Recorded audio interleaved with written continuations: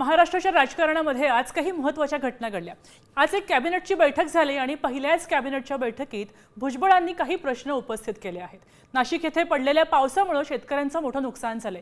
याबाबत भुजबळांनी पहिला प्रश्न उपस्थित केलाय।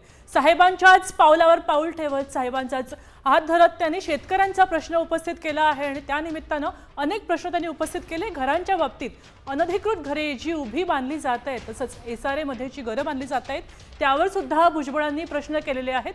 यांची उत्तर शोधणं हे आता आवाहन असणार आहे। तसंच पंतप्रधान आवास योजनेप्रमाणे योजना असताना इतकी निकृष्ट घरं का बांधली जात आहेत असाही खणखणीत प्रश्न भुजबळांनी उपस्थित केलाय।